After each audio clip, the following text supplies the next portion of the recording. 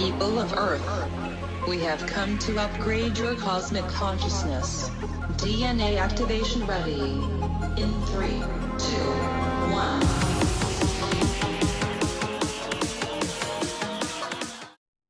Hi, welcome to Q&A on Breakthrough Leadership. I'm Lou Quinto. And I'm Craig Anderson. Today, we're going to do something a little bit different on our episode. It's not just going to be Craig and I talking back and forth at each other. We've invited the best-selling author, Dr. Daren Martin, out of Dallas, Texas, to be our guest today. And we're going to interview Daren. He's known throughout the business world as the architect of company culture. He's got 5 best-selling books out, and one of his first books that he has that really is a very popular one is called A Company of Owners. And if you don't have it, you can get it on Amazon. And so what we'd like to do is we'd like to introduce Daren to talk to us about company culture.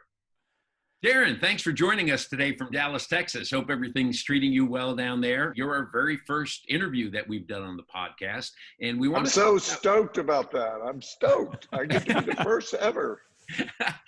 Trust me, I'm sure you have a lot of firsts in your life, and so you can just add this to the back of the line. But Daren, you're known as an architect of company culture, and obviously with the pandemic, we've experienced a significant amount of change and everything in the workplace with remote workers. Well, Craig and I want to talk to you about 3 particular points when it comes to company culture. One, we want to know what's happened to it. What has it done to company culture?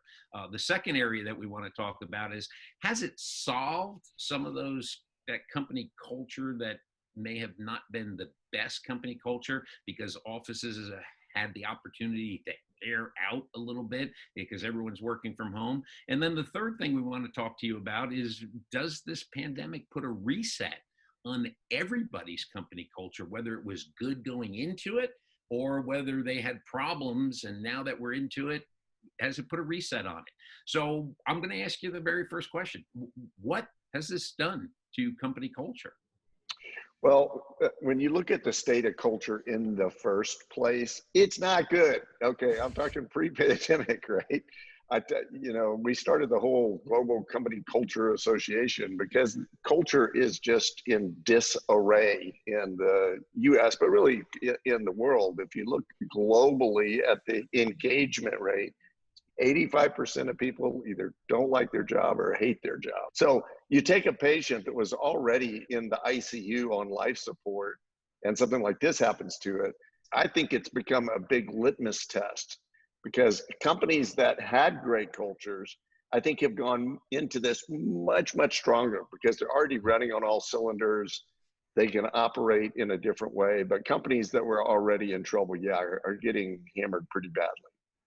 In your very first book, The Company of Owners, you talked about culture being, and you just mentioned with engagement being down and people don't like their jobs.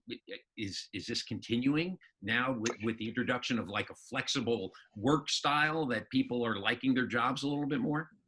By the way, when I saw Mark Cuban 6-8 months ago, I was at an event and I asked him a question. I said, "Hey, Mark, in your opinion, how important is culture?" And it was interesting that he said, "Culture is everything." And then he repeated it. Okay. So we can't minimize the importance of culture. When you look at studies, there was a study that showed a 756% increase to net profitability when you get your culture right. So why it's not been more front of mind, I'm not sure, because I've been sounding that gong for a long time. You contrast that with 16% of executives say their culture is where it needs to be. So as you're going into something like this, some of the changes that I think needed to happen anyway, right? Work from home. What a novel idea.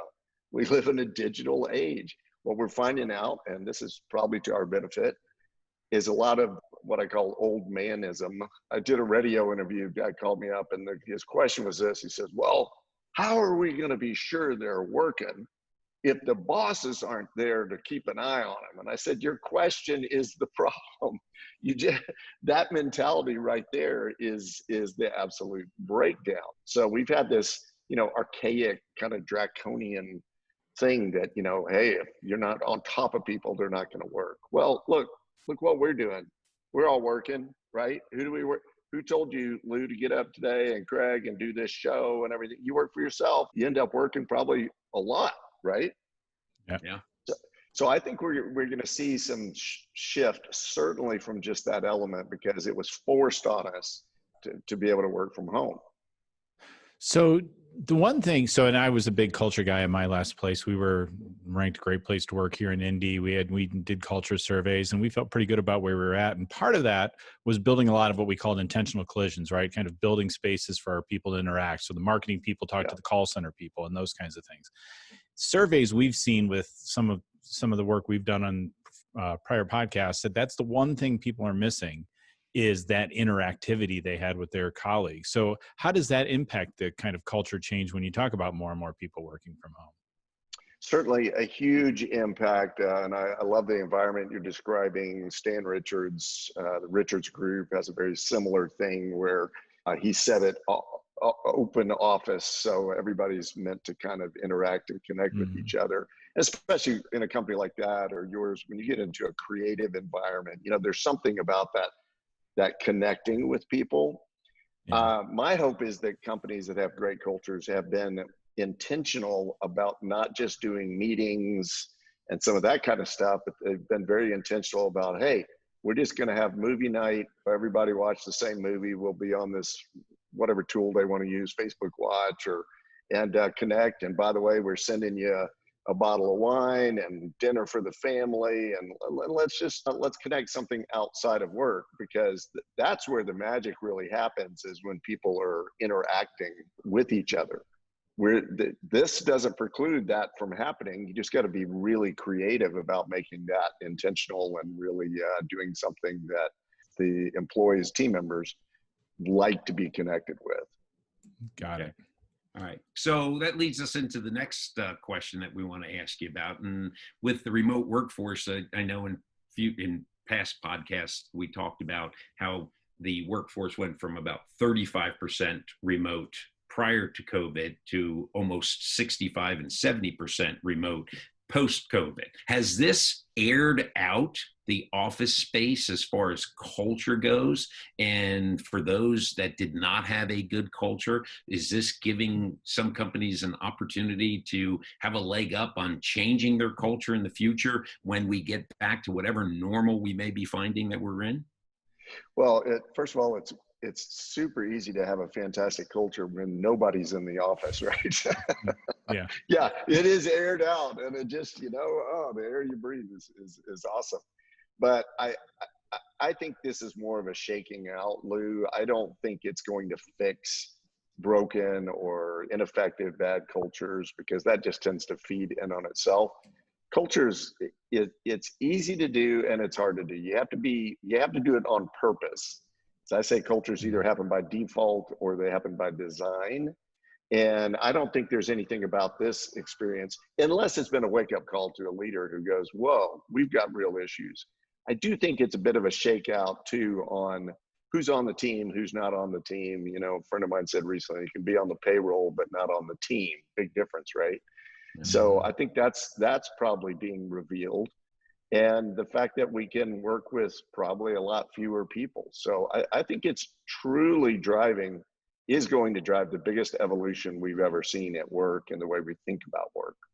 Right. Yeah. Do you believe that in many instances when it comes to this remote workforce and what we have going, is that you've got a situation where the culture will be starting from scratch when people get back to work?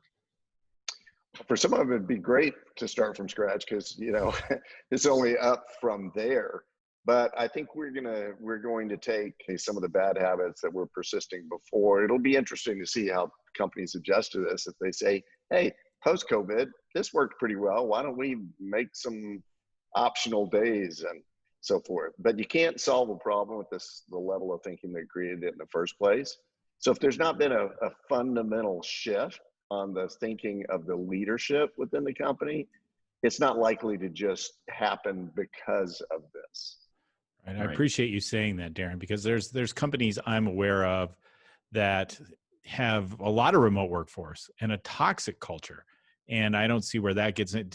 I don't think remote, or do you think the remoteness isn't what makes the culture? I understand people like that as part of a culture, but you can have a really toxic culture in a remote environment, can you not? 100%. And you can have a great culture in a remote environment. Yep. I had a buddy of mine who had his little company, and he had people that worked with him all over the world. And they were close, and they never even met face to face.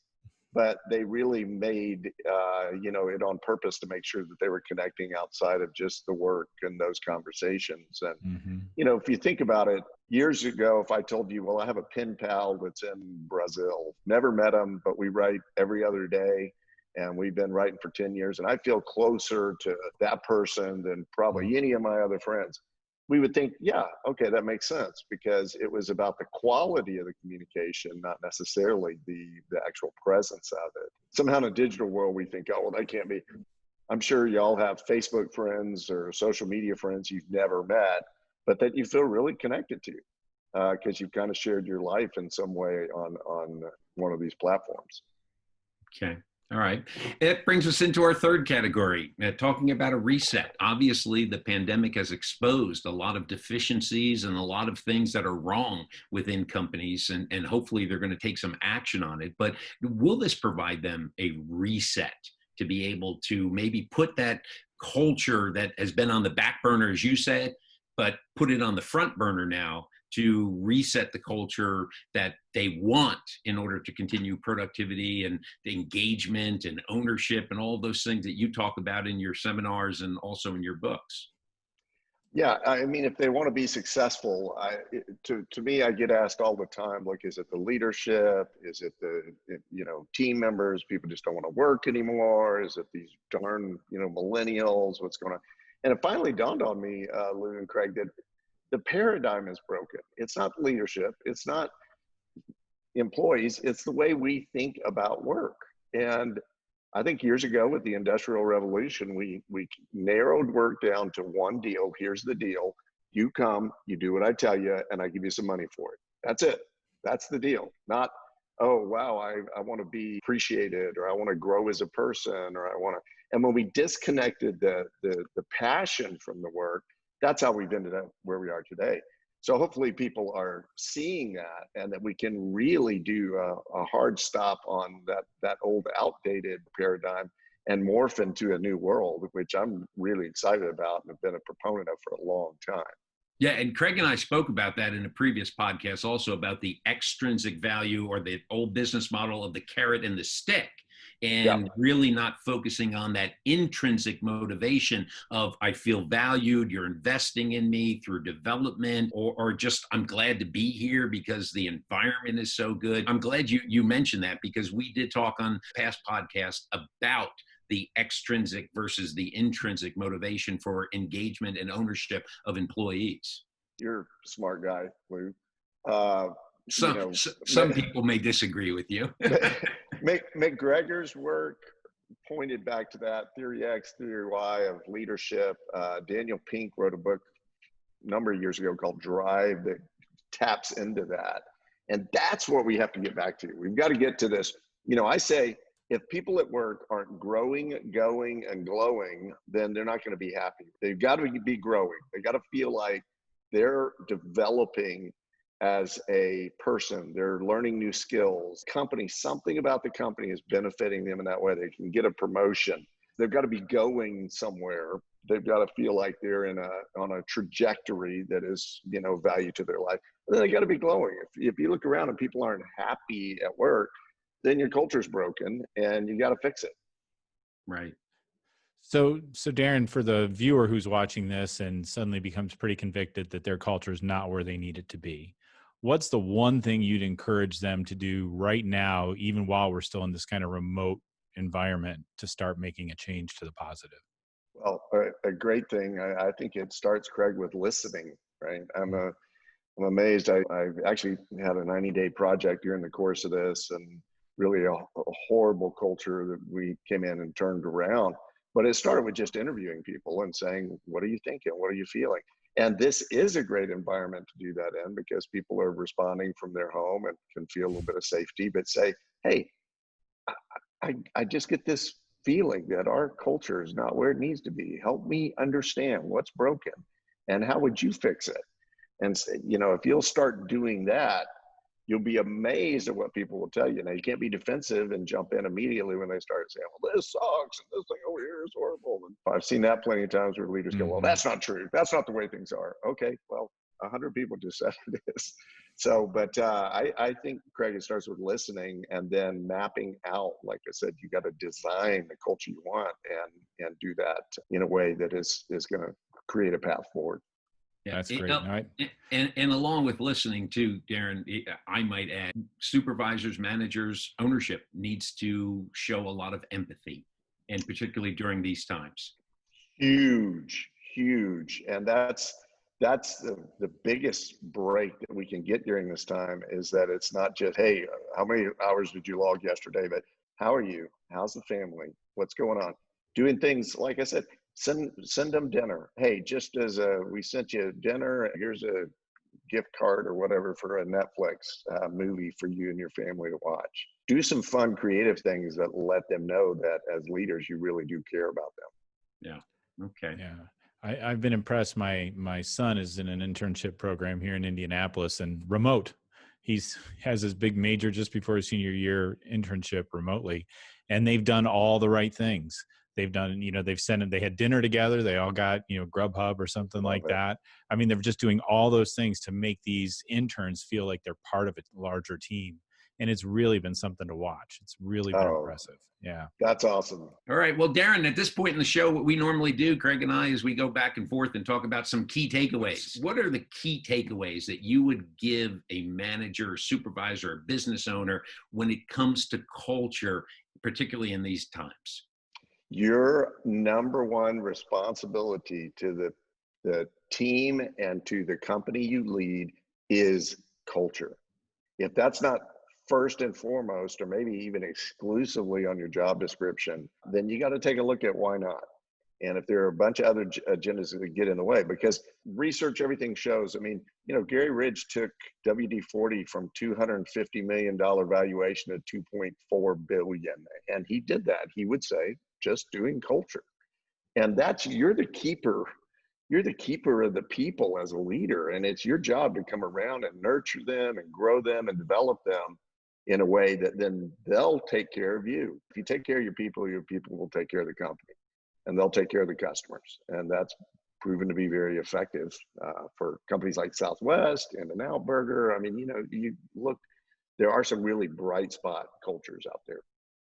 Okay. Craig, you have any key takeaway? Well, one, I just will give an amen to what you just said, Daren. There's way too many CEOs who tell the HR person, go do that culture thing and make that happen. Right. It's one of the more frustrating things I've seen out there. But no, I think my key takeaway is really just this idea that the culture isn't about exactly the office space. It's about what you're building no matter where your people are working, and how you can have great cultures with remote work, and you can continue that if you bring them back in or if you never bring them back in. So I think it's really just that idea that focusing on culture is what's going to matter, not so much where they're sitting doing their job. Yeah. That is a great point. Love it. And my key takeaway out of all this is to establish culture. And I think, Daren, you said it best. Listen. You need to listen. And you need to listen to your employees, because they're on the front lines. They know what's going on. They know the problems. They know the inefficiencies. And if you don't listen and you become defensive with everything they're bringing up, you're not going to change culture. You have to listen to the people, and you have to be empathetic with them also, because that empathy is going to go so much farther, particularly in these times of crisis.